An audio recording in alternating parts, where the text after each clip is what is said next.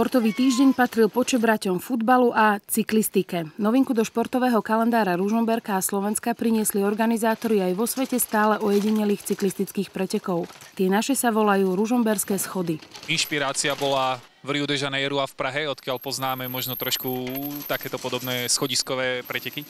Tak Rio bolo iba takou neinšpiráciou, ale len prvý, že som to videl, hej, ale pražské schody boli niečo podobné, lebo sa mi páčili v tom, že to je niečo podobné ako v Ružomberku.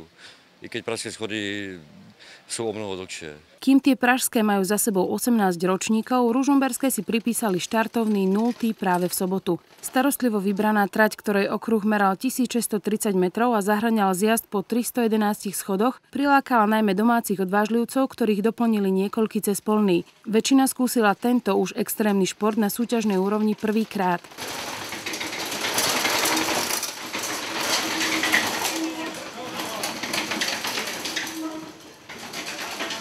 Je to zaujímavé spestrenie na závere sezóny cyklistickej, no a tak čas ukáže, ako sa tu ujme. Dnes bolo pomenej pretekárov, no ale uvidíme. Možná, že to pritiahne ľudí na budúci rok viac. Je to novinka a podľa mňa je to super atrakcia pre divákov. Je to 0. ročník, tak dúfam, že na rok budú dobré hlasy a budeme mať viacej štartujúcich. No, paráda, ako pekne zorganizované, diváci okolo trate, pekné prostredie, dobre to bolo. Dve kategórie do 40 a nad 40 rokov rozdelili 19-členné štartové pole. Kým tí mladší si museli prejsť aj semifinálovými rozjazdami, tí o niečo skúsenejší si to rovno rozdali v 5-kolovom finále. 2 dni po prvenstve na Smrekovici dominoval v skupine nad 40 rokov opäť Robert Glajza z Banskej Bystrice. Najlepší z domácich bol tretí Miroslav Jánošík. Tak to isto, tie schody treba vedieť. No ale potom je to aj o kondičke. Toto je vlastne také spojené dve disciplíny, že aj zjazdár musí byť človek, aj do kopca musí ťahať. Adrenalinové preteky poznačil aj úraz a zásah sanitky, no našťastie nič vážnejšie sa nestalo. A tak sa všetci mohli sústrediť na boje na trati. Tam si v hlavnej kategórii všetko postrážila košická bratská dvojica. Súrodenecký súboj na páske zrežíroval František Lamy v prospech Michala. Neboli sme dohodnutí, celý čas sme išli spolu, takže striedali sme sa, každý trošku išiel na druhého, takže bolo to jedno, kto skončí prvý.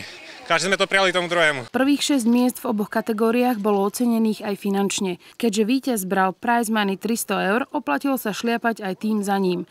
Nuž a tretie miesto si v premiére vyjazdil domáci jazdec Radovan Bíroš. Čo mi je to náročné, takéto schody jazdiť to, a s tým, že sa to ešte mieša teda aj s tým stúpaním, aj s rovinkami? V podstate spojiť to stúpanie, vydýchať sa niekde na rovinke a tie schody. Človek si neoddychne celý tento v podstate to kritérium, takže je to náročné či už hore alebo dole. Výborne pripravené podujatie, ktoré vytiahlo v sobotu popoludní do ulic aj Ružomberčanov, zorganizovali Propet, lyžiarsky oddiel Prosky a mesto Ružomberok za výdatnej pomoci mestskej polície a niekoľkých ďalších partnerov. Tak Slovensko je prvé, hej, už bolo veľa informácií, že sme úplne prví a štvrtí na svete, hej, a veríme, že tento ročník bude pokračovať ďalej. Veríme aj my. Pretože súdiac podľa Prahy, potenciál takýchto pretekov, keby len národný, môže byť pre mesto bez pochyby cenný.